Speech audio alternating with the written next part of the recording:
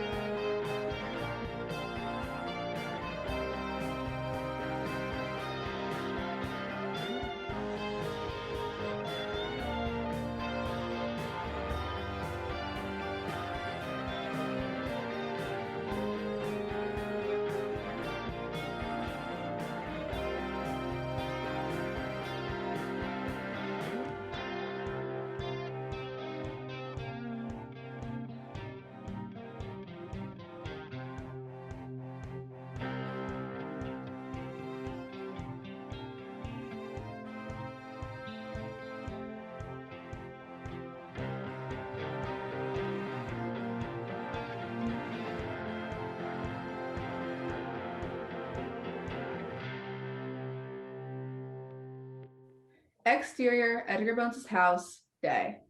James, Marlene, Lily, and Peter trudge through to Edgar's front door, followed by Sirius and Remus. Hang on. He reaches for Remus, who looks like a deer caught in the headlights. Sirius plucks a scrap of paper out of Remus's hair and hands it to him. Suddenly, Moody appears in the hallway, points to the living room. In now. Interior, Edgar Bones' house, day. Moody glares right at James, eyes unblinking. James leans towards Fabian and Gideon. Is he looking at me? Moody caught wind of your little stunt at the printing press. He's not upset about that, is he? Upset? Moody? Not his style. Yeah. Reeling from unfettered paranoid rage. Absolutely. Whose brilliant idea was it to raid a high-profile Death Eater location without telling anyone? You could have been killed. You blew our entire operation. He slams his staff into the wood floor and Edgar winces. Marlene leans over to Dorcas. Rita. It was me. This is war. You put our entire order at risk. If it happens again, you're out. Hold on a minute. You should be thanking her. Thanking her? You went in there without a plan. No backup. You could have been killed. We had a plan to cause damage, not blow the whole bloody building up. If you'd stuck to it. Oi, lighten up, Evans. Excuse me. I'm fighting this war because it matters to me. It matters to me too. Just because I was having a bit of fun.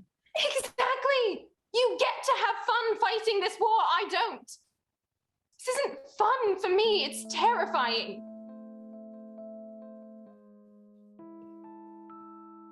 We won't win this war if all we do is react, not act. We saw a chance and took it.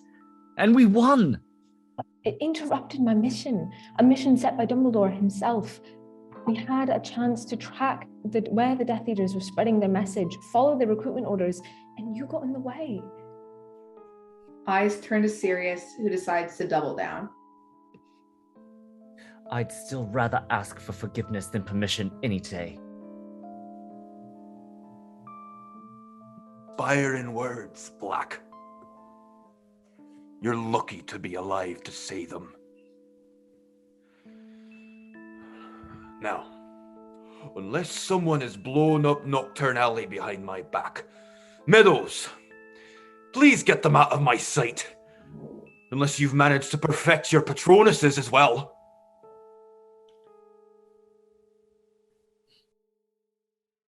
Exterior, woods, afternoon. The remedial Patronus group practices as Dorcas watches. A beautiful doe Patronus runs by James and Sirius, and they both watch as it goes by.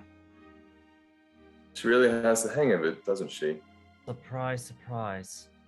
Sirius attempts to spell, and nothing happens. He glances back at Lily. Can you two just work it out? Let's see yours. James looks over at where Lily is standing with Remus. She's glowing with success. He concentrates. A full stag springs from his wand and chases the doe. Nice one, Prongs. Bugger off. Across the clearing, Remus puts his wand up and tries to focus. It flickers briefly, but nothing comes out. James and Sirius walk over. Lily conveniently exits as Sirius approaches. No good, Mooney. Hadfoot can't get it either. Sirius goes to shove James, but James sidesteps him and Sirius stumbles directly into Remus. Sirius recovers immediately and starts going after James, but Remus winces as they dash off. With Peter, Marlene eyes Dorcas, who watches from a distance. Good practice with James. Huh? But Marlene is already headed over to Dorcas, who half smiles as she approaches. You're angry. No. Yes. Look, I know we messed up your mission, and I'm sorry. I promise, I'm not angry. But Moody was right. Now that we're out of school, we have to be more careful. The things we do here now, they matter. She kisses Marlene softly, then turns back to the clearing.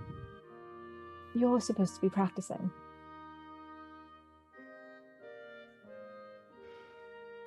Expecto Patronum. A corporeal Patronus of a Scottish wildcat appears and bounds through the air, lighting up Dorcas's face. You didn't tell me you got it. This is important to you, so it's important to me. I've been practicing a lot. Dorcas smothers a grin. You realize that's only half the spell? I'm sure I'll have it soon. I have a great teacher. She winks, then bounds off to join Lily to practice. Exterior, woods, dusk. The Marauders, all exhausted, get ready to leave. Dorcas and Marlene walk hand in hand from the clearing, talking softly. Sirius sees them, glances back at Remus, who is walking a bit behind the group, slowly, softly. But before he can swoop in to claim the spot, James slows down to match Remus's pace. Sirius falls in next to Peter with a huff. James gives Remus a look. All right, just a bit tired. You need rest. The full moon's tomorrow. I can't be resting while you're all off saving the world. We're not saving the world tonight. Oi, what are you two doing back there? Keeping secrets from you, Padfoot. Mooney doesn't have any secrets from me. We all have secrets from you, Nosy. You're the biggest gossip there is. What about Pete? Peter knows when to keep his mouth shut. Thanks. Hey. The boys continue arguing as they leave the woods. James and Remus keep walking together, and Remus nudges James in thanks. Interior Ministry hallway, night. Anna and Emmeline walk down the hallway, clearly headed home. How about that drink? I'm not tired yet. I'm exhausted. Come on, Puff. Let's grab a drink. All the lights go out and an alarm starts blaring. Kingsley barrels around the corner. Anna stops him. What's going on? It's Morgana's Heptagon. It's been stolen. Interior Edgar Bones' foyer, night. Edgar and Moody pore over a piece of parchment. Send word to Dumbledore, now. I have to find a Cursebreaker. Exterior Nocturne Alley, night. A drunk wizard heads down Nocturne Alley, unaware that he's being watched until he catches sight of a woman in the lamplight. She smirks. The man immediately breaks out into a sprint. He dashes down the street and turns right into a side alley, draws his wand at the ready until an umbrella slams into his chest, knocking him on his ass. He stares up at Gwendolyn Shafiq, smiling down on him. You stole from me. The thief scrabbles for his dropped wand, but Gwendolyn pins him with her umbrella. He lies still, not daring to breathe. Some thieves are smart. Others just get lucky. And you? You're neither. A chirping sound emanates from inside Gwendolyn's coat. Still pinning the thief down like a beetle on a card, she rummages inside the coat and pulls out an ornate pocket watch. Flicks it open. Whatever she sees, it makes her sigh. Turns out, you are lucky after all. She removes the umbrella from his chest and starts to walk into the darkness of the alley. The thief scrabbles for his wand, goes to fire off a spell. Gwendolyn spins on her heel, wand out, firing a curse at the pavement. Before the dust clears, she's already gone. Interior, Malfoy Manor, day. Regulus slinks down the hall, looking even smaller than usual. He skirts around a couple of other Death Eaters and spots Lucius at the end of the hall. Lucius, He hurries towards him. can we talk? Of course, cousin. He ushers Regulus into an empty library just as Bellatrix enters the hall. Bellatrix and Lucius catch eyes for the briefest second. She turns her attention to Rodolphus, chatting with Rabastin. In. Now. Interior, parlor, day. Rodolphus, obedient to the last, enters. Bellatrix stalks in after, locks the door with a flick of her wand, sealing off the room. What are you doing? We need to talk. In the library, Regulus paces in front of the ever-calm Lucius. Why the theatrics, cousin? When I was at the printing shop, I saw a...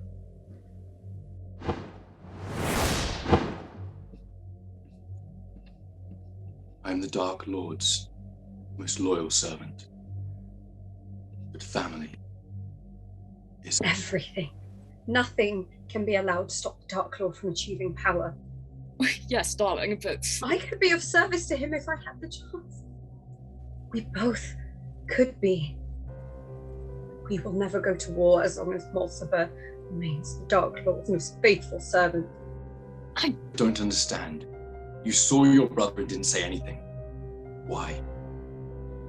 I froze. I don't know. Lucius, you have to help me.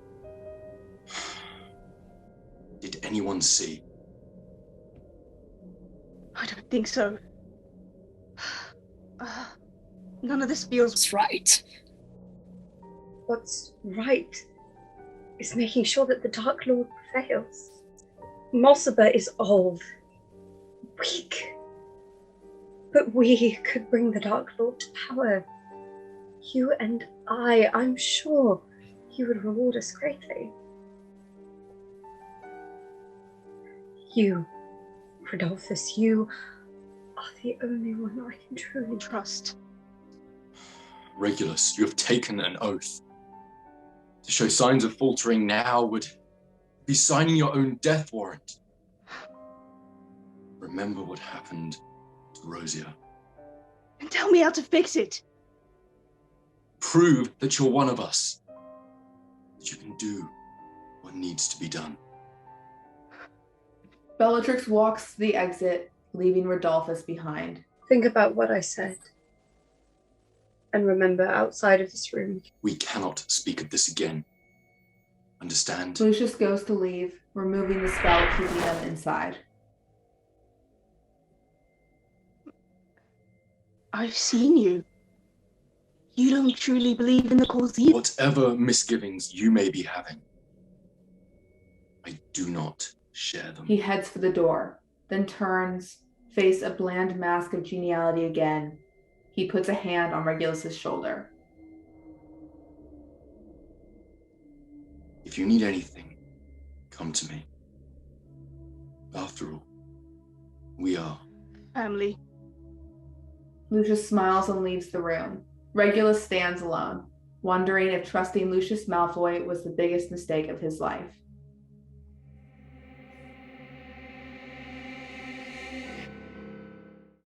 Interior, Edgar Bones' house, night.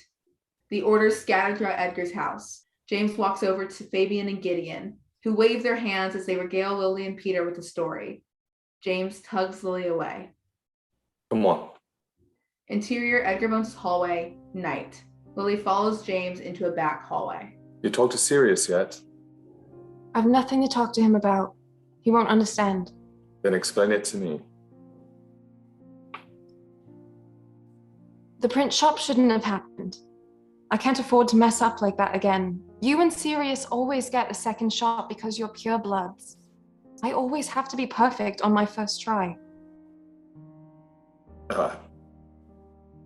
Merlin, I never thought of that. I will always support you, but Sirius is my brother, which means he's going to be your brother too. Siblings fight and then they make up. James, I love you so much. I should not be the one to have to fix this. She heads back to the group, leaving James alone. Interior, Edgar Bones' foyer, night. Edgar and Moody talk privately. If we need another crisis. Are you sure? 2 Death Eaters visited an Auror's house earlier today. They weren't hiding what they were there for. Alistair, if they show up at one more of our homes, it could mean bloodshed. And if they're smart, I know who they'll target first. He looks down the hall, which frames the Longbottoms and the Potters. But before the conversation can continue, a pop of someone apparating onto the porch. Gwendolyn steps inside, looking harried. Gwendolyn, welcome back. Hi. You lost Morgana's Heptagon? Those fools at the Ministry lost Morgana's Heptagon. I called you to help us get it back. Gwen? Fabian and Gideon rush down the hall. They don't hesitate before linking arms with her, leading her to the house. Interior, Edgar Bones' house, night. This is Morgana's Heptagon. Until a few days ago, it was in the possession of the Ministry. It's been stolen by Death Eaters, and, unfortunately for all of you, the Order is the most logical target. What does it do?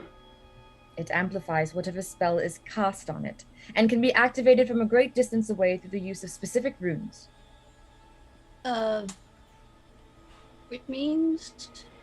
Well, originally it was used to heal or protect lots of people at once. They just had to be close enough to the Heptagon when the spell was cast. In the hands of the Death Eaters, it also means that you know who could plant the Heptagon near us and kill us all instantly, while staying cozied up in whatever dark hole he's hiding in. But it is difficult to activate, which could buy us time. To use the Heptagon, you need a feather from a bird animagi, and there aren't many of those in the world. So we take the Heptagon back before they have a chance to use it. How do we find it? Glad you asked. She digs around in her coat pockets before pulling out a tiny object. It's a golden clockwork bee, life-size, and its stinger glows a scarlet red. I've designed it to respond to the Heptagon's magic. It'll alert me if the Heptagon is close by. If it's close by, doesn't that mean it's already too late? Probably. Which is why it has a second purpose. Use this on a Death Eater, and once they come close to the Heptagon, it'll be primed.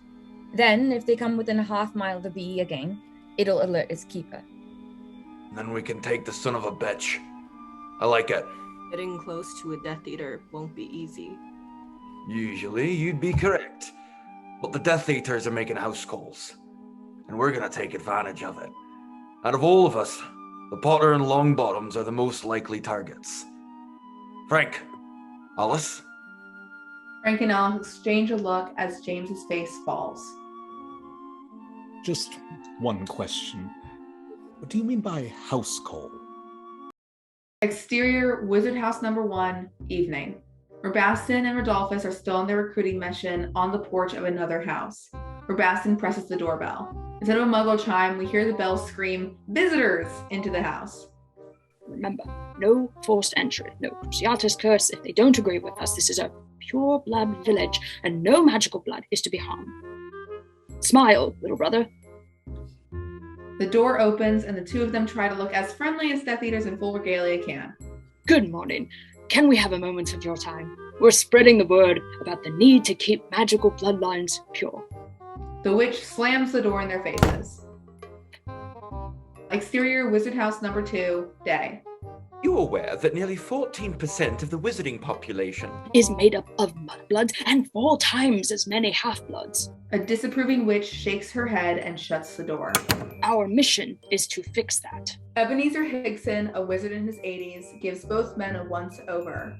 His eyes linger on their masks, and he smiles slightly. It's nice to hear not everyone's forgotten the power in our blood. Exterior Wizard House number 5, day. Can we count on you to help spread the word? Absolutely not. Asking us to turn in our friends and family just because of the blood status? You should be ashamed of yourselves. You should be ashamed that you're so dim-witted. Our sincerest apologies. Priscilla slams the door. One round of Crucio wouldn't hurt. Tempting, but we have our orders. Mark this one. Begonias for blood traitors. Rabastin waves his wand and a patch of begonias spring up on either side of the front gate. Interior Potter home, day. James paces the living room and pores over an old textbook. Lily sits on the couch watching him with her arms folded. It's not going to work. Thanks for the vote of confidence. The homunculus charm is really tricky. It worked on the map, and we did that when we were kids. It never lied to us, so I think I can manage. The tricky part is going to be managing it non-verbally while we've got 2 Death Eaters on our doorstep. If I get it right, we'll know where they are at all times and they'll be none the wiser. If I get it wrong, well, let's just say this illustration isn't pretty. Oh, so, no pressure. That's the spirit. Exterior Potter household, day. Rabastin and Rodolphus walk up to James and Lily's door, the last on the street. Best behavior. He knocks on the door and James answers, completely unfazed. About time. Let's hear the pitch. You know why we're here, Potter. The Dark Lord is quite interested in what you may be able to bring to the table. Who? The Dark Lord. He who must not be named. Also known as you-know-who. Clearly I don't know. Has he got a proper name? Maybe that'd help. Think you're being funny? Blood traders, his whole family. I thought you would hold your heritage in a bit higher esteem, Potter. I'm surprised you can think it all is strange, or you'd know better than to believe we'd ever fight for your Dark Lord. Rabastin leans in close. Behind the doorframe, James's wand begins to shimmer. You're on the wrong side, Potter. It's only a matter of time before you realize it. But the Dark Lord will always offer forgiveness to those who atone for their mistakes. Rabastin glances over James's shoulder towards Lily. James clenches his fist and the shimmer around his wand vanishes. We'll join you when hell freezes over. Now get off our property before I curse you off it. The door slams shut. A bell tolls 3 times as James watches Rodolphus cast begonias on their gate. We linger on the flowers for a moment as Rabastin and Rodolphus walk away. Damn it! Didn't work? He broke my concentration when he called you. His voice breaks and Lily slips her arms around his waist for a hug. They embrace for a moment. Then James pulls away just enough to look Lily in the eye. You're not a mistake. No. I just wanted to help. You still can. By warning Frank and Alice. She picks her wand up off the table and stands in the center of the room with her eyes closed. The Strange Brothers are headed your way. Be ready. The Patronus starts to materialize as she speaks until a silver doe bursts from her wand and prances around the room. I'm never going to get tired of seeing that. Gorgeous, isn't she? Lily's eyes are fixed on the doe. James are fixed on Lily. She sure is. Lily casts the doe away with a flick of her wand in the direction of the Longbottom, and the doe gallops around the room once before leaping and disappearing into thin air. Interior Longbottom household, day. The faint glow of the lace Patronus dissipates into thin air, and Frank and Alice jump into action. I reckon we've got, 5 minutes? Let's bet on 2. They both start searching the house. I know it's here somewhere. If you lost it. Who? Me? A knock at the door. Keep looking. I'll stall them. Interior, Longbottom front door, day. Frank opens the door to the Lestrange brothers. To what do we owe the pleasure, gentlemen? The Dark Lord has taken an interest in some of the particular talents that you have. Interior, Longbottom kitchen, day. The rest of his pitch goes on, muffled in the background. Alice ducks into the kitchen, searching. She yanks open a drawer and finds the bee among the spoons. Shaking her head, she taps the bee with her wand. It comes to life, mechanical bits whirring. She directs her wand towards the Death Eaters, and the bee flies off. And as you know, we have an open meeting next week. So, let me get this straight. You're hunting down other wizards because you think their blood is different than yours. When you put it that way, it sounds completely medieval. We'll pass. Are you sure that's the stance you want to take? Threats won't get you very far with us, I'm afraid. Ours, you know. Thank you for your time. As the Death Eaters exit, a bell tolls 3 times. Did it work? Ow! The little bee flies back, landing neatly on Alice's palm. Yes, I think it did. Interior, White Wyvern, night. Rabastin and Rodolphus regale Lucius and a very tipsy Regulus with tales of their missionary exploits. It's not easy, you know. Most of them won't even open the door for you, let alone listen to what you have to say. Then you've got the blood traitors. Even worse. You didn't help, threatening them, scowling at everyone. If you don't like my tactics, you can find someone else to help you. I'll do it. You will? I'm a good talker. People think I'm friendlier than Rabastin anyway. I want to help the cause. Regulus throws back a shot. When he looks back, Lucius stares directly at him, raises his glass to him, and takes a long, slow drink.